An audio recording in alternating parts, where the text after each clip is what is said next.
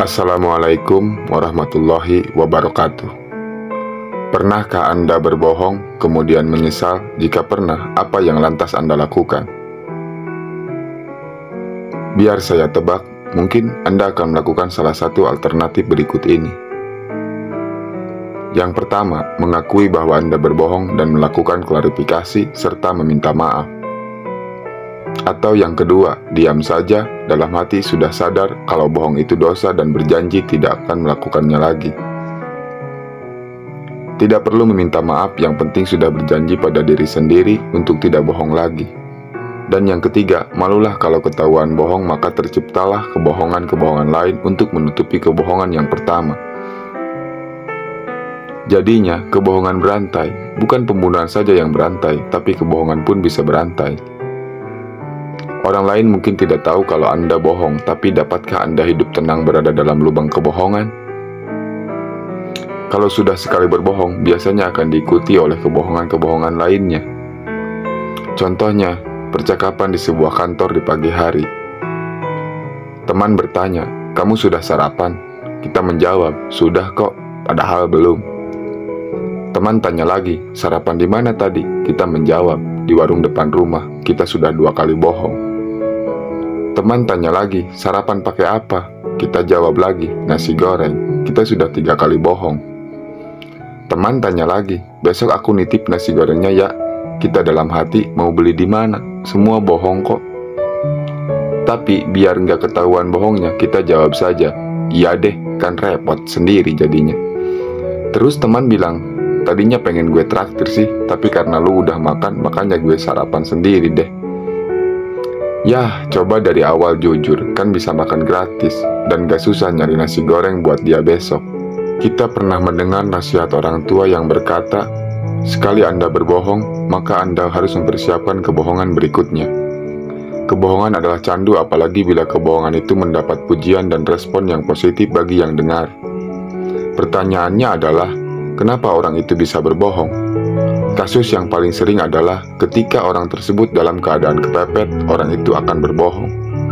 Tapi sebenarnya banyak alasan lain yang diakui oleh sebagian besar orang sebagai alasan untuk berbohong. Seperti dia tidak mau menyakiti perasaan orang lain, atau ingin mengendalikan situasi, atau hanya ingin mengambil keuntungan untuk dirinya sendiri.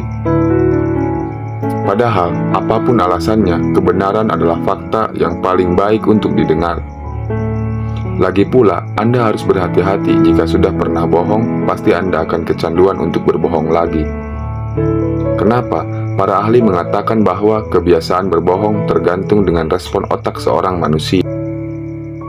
Jika seseorang berbohong, maka bagian otak yang paling aktif dan bekerja ketika itu adalah yang namanya amigdala.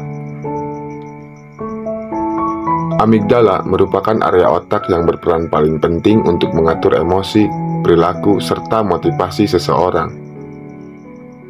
Pada saat orang berbohong pertama kali, maka amigdala akan menolak perilaku yang Anda lakukan itu dengan menimbulkan respon emosi.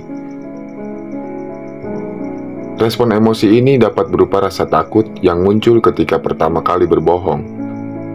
Ya, ketika Anda berbohong, pasti berbagai fungsi tubuh akan berubah. Seperti detak jantung makin cepat, berkeringat makin banyak, bahkan hingga gemetaran. Namun, saat tidak terjadi hal buruk padahal kita sudah berbohong, maka amigdala akan menerima perilaku tersebut dan kemudian tidak lagi mengeluarkan respon emosi yang sama. Artinya, otak kita mulai beradaptasi dengan kebohongan tersebut.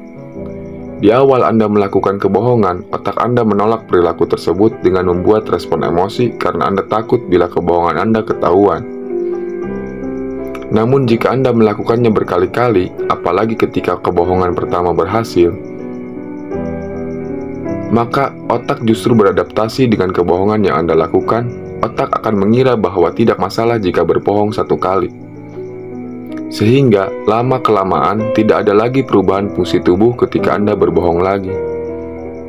Selain itu, hal tersebut menandakan bahwa respon emosi Anda terhadap kebohongan kian berkurang. Pada akhirnya, berbohong menjadi sebuah kebiasaan dan Anda akan menjadi pembohong yang profesional. Jadi, jangan heran bila ada orang yang terbiasa dengan kebohongan demi kebohongan, bahkan kebohongan tersebut merupakan kejujuran bagi dirinya. Untungnya, kita ini manusia, bukan boneka Pinocchio, yang ketika berbohong, hidung itu bisa panjang. Banyak dari kita menganggap satu kebohongan kecil tidak akan berpengaruh apa-apa. Padahal, satu kebohongan kecil itulah yang membuka jalan bagi dia untuk melakukan kebohongan besar. Bohong dalam ucapan, kesaksian, pemberitaan, dan sebagainya merupakan salah satu tanda-tanda kemunafikan. Kebohongan adalah induk dari berbagai dosa. Kebohongan adalah sumber dari berbagai macam dosa-dosa lainnya. Kalau Anda mendapatkan jabatan, teman, harta, dan semua yang Anda mau dengan kebohongan, percayalah, itu tidak akan bakal lama. Cobalah untuk selalu berbicara apa adanya. Jangan tergoda untuk berbohong meski hanya terkesan sepele, karena lama-kelamaan akan jadi kebiasaan. Jangan berbohong jika kamu ingin menyelesaikan masalah, karena ketika kamu berbohong akan muncul masalah berikutnya, dan setelah itu kepercayaan akan hilang. Jangan pernah percaya dengan orang yang membohongi kamu, dan jangan berbohong kepada orang yang mempercayai dirimu. Berbohong itu hak setiap orang, tapi kalau sudah tidak dipercaya lagi dan mulai dijauhi, ya jangan menyesal. Jangan suka berbohong karena hidupmu akan dipermainkan keadaan dan kepalsuan. Jika tidak, katakan tidak. Jika iya, katakan iya.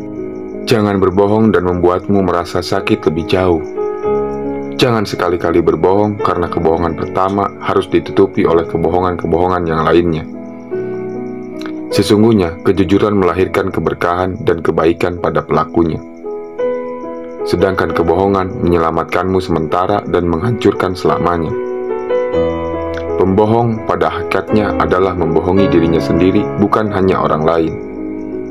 Kejujuran itu mungkin bisa menghalangi kita untuk mendapatkan sesuatu, tapi kejujuran tidak akan bisa menghalangi kita untuk mendapatkan rezeki. Terima kasih. Assalamualaikum warahmatullahi wabarakatuh.